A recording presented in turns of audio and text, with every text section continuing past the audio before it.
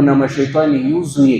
Niyo mpamvu ushobora kwicara n'umuntu umwe gusa mwaganira ibiganiro ugakora amabi utigeze ukora mu kindi gihe utigeze unatekereza. Kubera iki? Allah kubera ibyaha yamushyizeho amashayitani. Ariko nugaragaragwaho iri jambo nukuza amashayitani agahunga.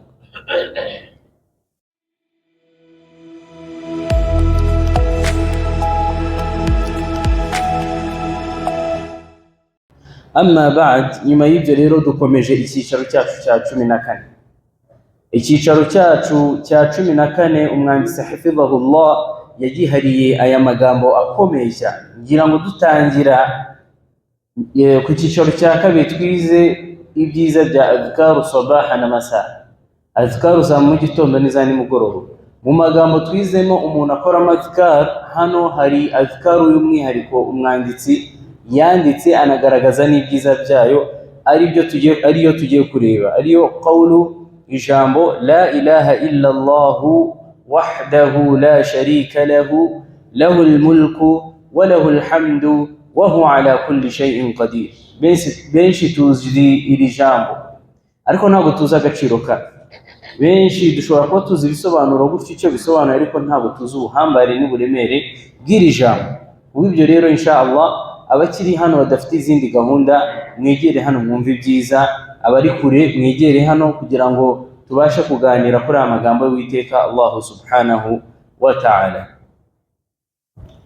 Umwanditsi hafidhahullah aravuga ijambo qawlu la ilaha illa Allah wahdahu la sharika lah, bisobanuye la ilaha illa Allah, nta yindi mana ikwiye gusengwa usibye Allah, wahdahu la sharika lah, kandi imwe rukumbi itagira icyo ibangikanywa nacyo, lahul mulku, ubwami n'ubwe, wa lahul hamdu, ugushimwa nako nukwe, wa huwa ala kulli shay'in qadir, kandi niwe ushoboye byose. Allah ashoboye byose.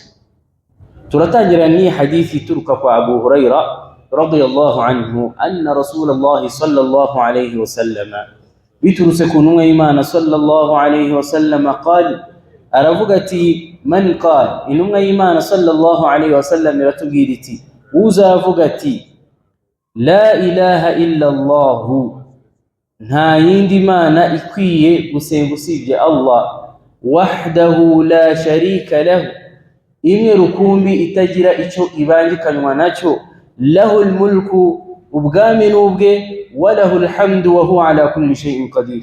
Ijambo dukoresha cyane, ijambo dukunze kumva, ijambo twanafashe mu mitwe yacu. Umuntu uzayisoma aya magambo fi yawmin 100 marra, akabisoma cyangwa se akabikora inshuro zigera mu 100, iri jambo akarivuga inshuro zigera mu 100, kanat lahu adlu 10 riqab, azaba afite ibihembo bingana n'umuntu wabohoye cyangwa se wafunguye abacakara bagera mu 10. Wa kutibat lahu 100 hasana, kandi azandikirwa ibyiza bigera mu 100.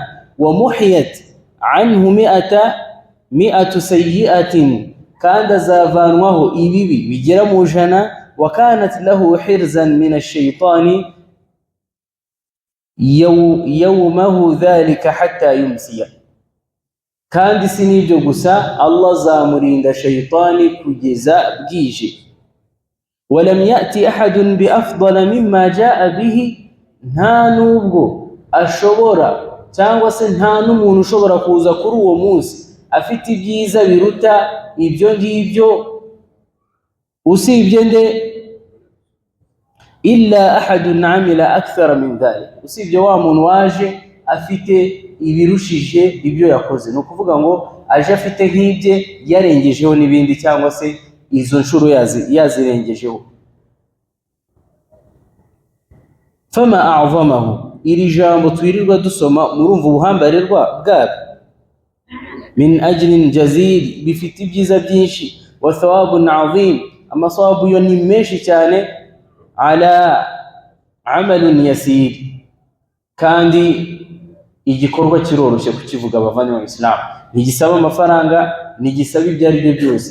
Fata umwanya wawe mutoya cyane urangwe na la ilaha illa Allah wahdahu لا شريك له له الملك وله الحمد وهو على كل شيء قدير. ومؤنسا كما تبيرتي إن أعظم الذكر بعد القرآن هو قول لا إله إلا الله. ونيوما يرغي وتروا قرآن nyuma y'urwibutso nyuma ya Qur'ani nta yandi magambo azahambaye, nta rundi rwibutso ruza ruhambaye, nta zindi adhkari ziza zihambaye usibye ijambo la ilaha illa Allah. nta yindi Imana ikwiye gusengwa usibye Allah wenyine. liannaha kalimatu tawhid, mbere na mbere iri jambo tubona ni ijambo rya tawhid. iri jambo niryo ryatumye Allah manura intumwa n'abahanuzi. kubera iki?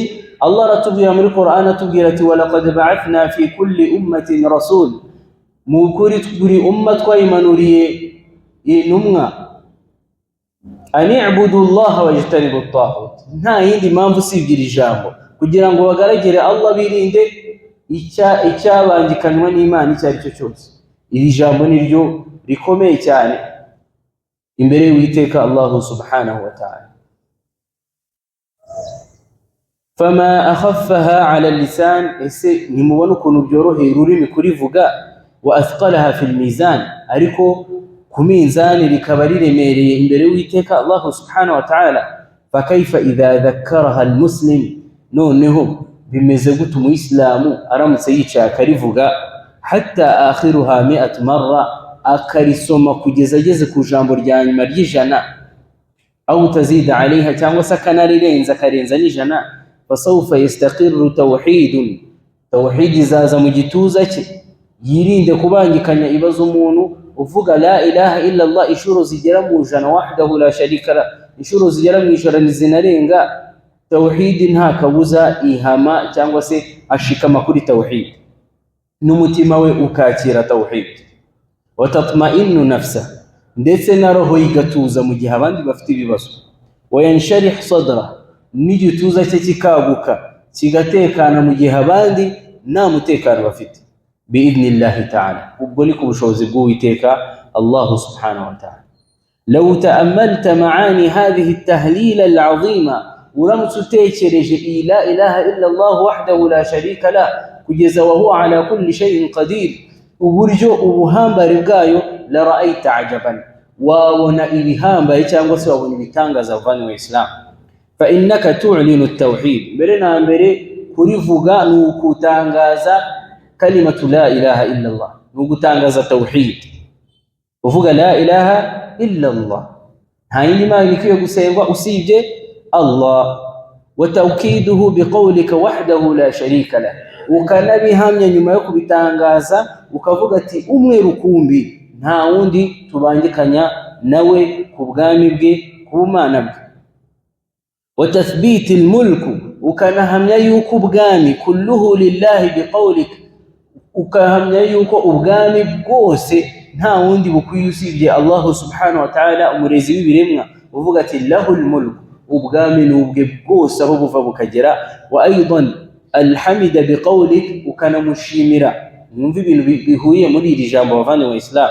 ukanamushimira uvuga ati lahul hamdu, ugushimwa n'ukwe haba mu cyiza no mu kibi, cyo nishimiye n'icyo ntishimiye, ugushimwa n'uko Uwiteka Allah subhanahu wa ta'ala.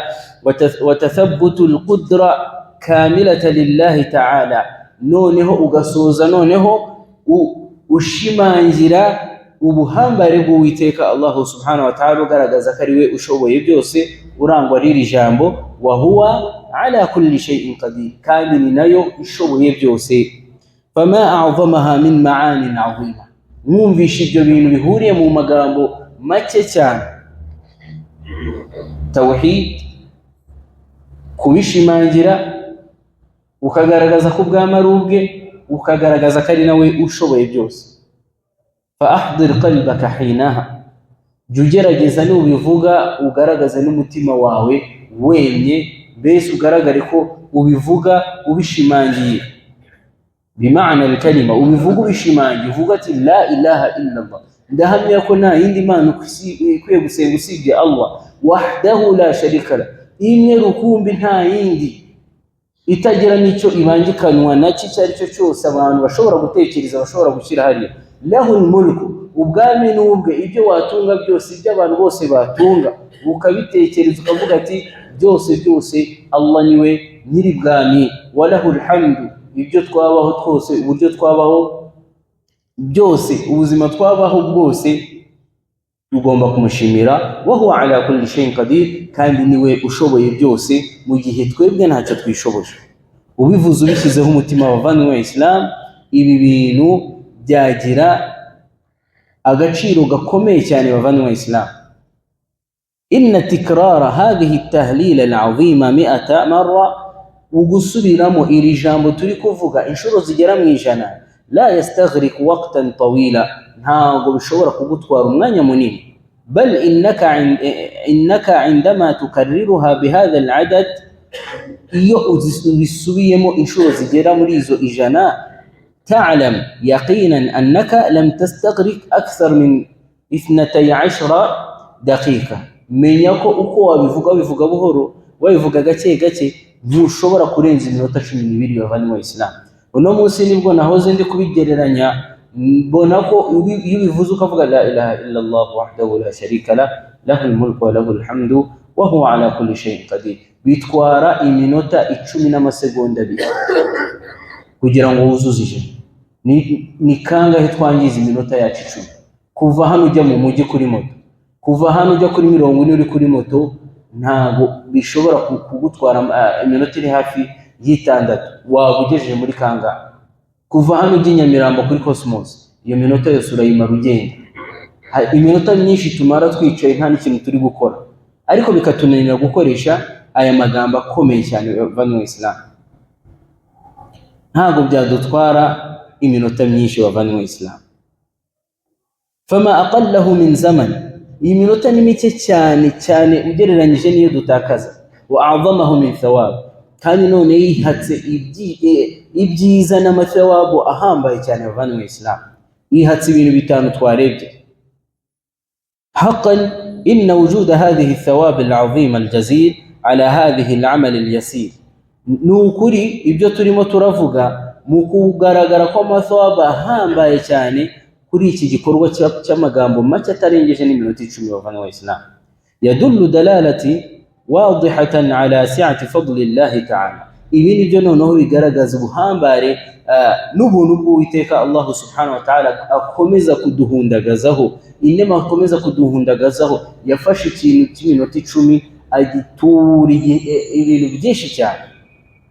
Wa karamihi, na ikramu ye adukorera amanywa nijoro, ala ibadihi, akabikorera abagaragu be, wa rahmatihi, abafitiye impuhwe, bihim fi mudha'afati ujurihim, kubera impuhwe ze agatubura ibikorwa byabo. Mugaragu wa Allah, ista'in billahi ta'ala fi awwal sabahik, gerageza mu gitondo cyawe nutangira gahunda zawe, muri gahunda utangiye z'akazi, gahunda utangiye zo kwigisha, gahunda utangiye zo kwiga, izo arizo zose, no kuvuga gahunda zose urimo, utangire aya magambo bavanywe Islam. Litakmiliha, uzuze la ilaha illa Allah wahdahu la sharika. Mbere yuko ujya ku kazi, fata iminota 10 ubanze wuzuze izi adhkar. Yewe uri no kugenda, ushobora gukererwa, yewe uri no kugenda, gerageza uzuzuze. Waqidha bi asabi'ak, unagerageze noneho. Twabonye buri gihe umwanditsi hafidhahullah yari kutubwira tugira inama zo gukoresha intoki zacu. Intoki zacu hariho utuntu ushobora kubara kugira kuri 15. Koresha intoki zacu, litanalu shahadatan tilka al-asabi' inda Allah ta'ala lak, kugira ngo izi ntoki uri gukoresha zizagushimangire, zibishimangire imbere y'Uwiteka Allah subhanahu wa ta'ala umunsi. Yawma nakhtimu ala afwahihim wa tukallimuna aydihim wa tashhadu arjuluhum bima kanu ya'malun, umunsi bazapfuka umunwa, amaboko n'ibishe by'umubiri n'amaguru agahamya ibyo wakoraga. Icyo gihe wowe ntago azaba ari kugushinja, ahubwo azaba ari guhamya, avuga ati uyu mugaragu wawe yankoresheje mu byiza, yankoresheje arimo aravuga ko ari we wenyine ukwiye gusengwa. Fa innahunna mustamtiqatun fa in lam tatamakkan fi awwal yawmik, bitanagushobora kubitangiza mu munsi wawe, فلا مانع من قولها في أوقات مختلفة نبيزاكوزي kubivuga mu bihe byose ubonye akanya mu bihe bitandukanye ولكن كلما كانت متقدمة في أول يومك كان أفضل ariko mwansara tugira inama igihe cyose uzaba wabibanje cyangwa se bitangiranye n'umunsi wawe bizaba ari byiza umunsi wawe uzaba umeze neza bavandimwe mu Islam wa ahda kandi bizaba bifite agaciro gakomeye wa akthar azman kandi noneho uzaba uri mu burinzi bukomeye cyane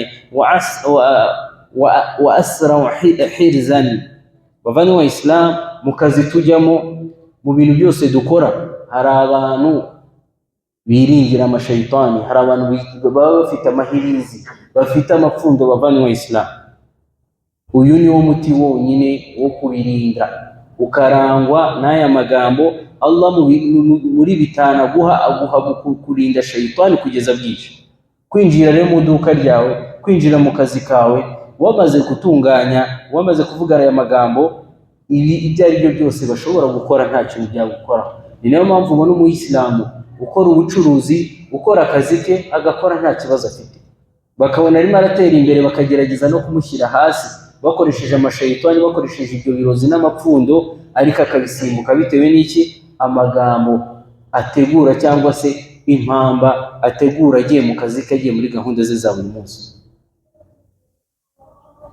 كما قال ذلك أهل العلم مقابا من يني بكمزة وبتبيرا جميل جدا أن تقولها بلسانك نبجيزة cyane kuba bikoresha ururimi rwawe bavani wa Islam ururimi ukoresha ibada kwibuka Uwiteka Allah subhanahu wa ta'ala kubera ko indimi zacu zikora amabi zivuga amabi ni byiza rero guhozaho ijambo la ilaha illa Allah wahdahu la sharika la dore ko no ku munsi igihe cyo gupfa cyawe kizaba kigeze cyo gutabaruka bizakorohera ururimi kunyeganyega kubera ko rwawe rusanzwe ruvuga la ilaha illa Allah wahdahu la sharika kuvuga la ilaha illa Allah bizaba byoroshye cyane mustahdira dhalika biqalbik gerageza noneho nuburi no kubivuga ugerageza ubishireho umutima uvuge la ilaha illa Allah ndaguhamya ya rabbi ko nta wundi ukwiye gusenga usibye wowe wahda wowe wenyine rukumbi la sharika la wabishyizeho umutima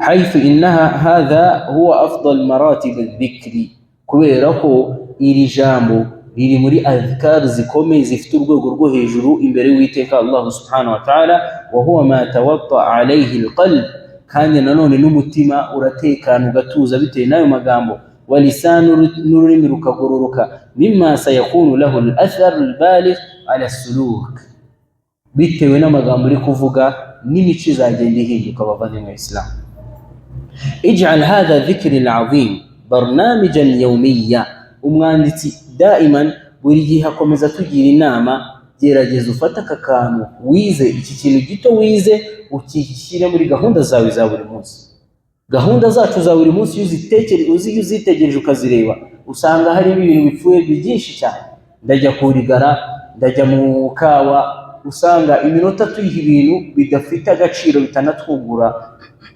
uramutse urebye gahunda ya ba'da al-fajr kugeza ba'da al-isha iyo urebye ibintu bifite akamaro usanga ari bike cyane byunguka haba kuri azkari haba n'iki haba ari no ku mufuka gerageza rero ushyiremo wa mwanya ujya utakaza ubusa ukavuga ati reka ngende mpagarare mu muhanda ushyiremo izi azkari zizibe bya bindi cyangwa se wa mwanya wawe ubutakaza hanyuma واحرص أن تجعل بداية يومك هو تكرارا لهذه التوحيد unagerageza igitondo cyawe ugitangiza aya magambo ya tauhid amagambo yawe utangisha icyo gitondo atangira aya tauhid wavanye mu Islam faya bushraka hinaha ese ni bingana gute cyangwa se bya bifite agaciro kangana gute gutangiza umunsi wawe n'ijambo rya tauhid la ilaha illa Allah لا تفرط في مثل هذا العمل الجليل العظيم nyamuneka muvanywe mu Islam nihiriyeho ndakugira inama yo kutayoba cyangwa se yo kudacikanwa n'iri jambo la ilaha illa Allah wahdahu la sharika la lahu almulku wa lahu alhamdu wa huwa ala kulli shay'in qadir. Irizagucike binisyan, ntuzanaryibagirwa, au inshighal, cyangwa se ube busy uhuge biguhuze kuba wakoresha iri jambo, au taswif min ash-shaytan, cyangwa se shaytan akubwiye ati nzabe bivuga abantu, uracyafite umwanya urabubivuga, wowe tunganya gahunda zawe, wowe icatire urabubivuga. Fa inna hadha al-amal ibadatan qawliya, menya ko iri jambo ari ibada ituruka ku magambo. Yumkin laka tanfidhaha fi dhihabik, biranashoboka no kuba wayikoresha uri kwigendera mu muhanda, uri kwigendera la ilaha, ugiye kuri 40 mathalan gusura mugenzi wawe, uravuga ati iyi masafa, iyi distance ngiye kuyikora matika la ilaha illallah, ukavuga la, uri kubitekereza wawe n'ukuntu abantu barimo urujya n'uruza, ukashimira Imana, ugashyiraho kalimatu tawhid. Niba utegereje umuntu, gerageza ubikore. Abatubanjirije beza iyo bahanaga gahunda akahagera mbere mugenzi we atarahagera, yahita agashyiramo, ntabwo yabaraga iminota ingahe, ahubwo yabaraga ikara agiye gukora. Uvuga ati ngiye gukora muraja y'irobo, arasanga nikoreye muraja nta kibazo. Niyo mpamvu batigeraga bagira ibibazo.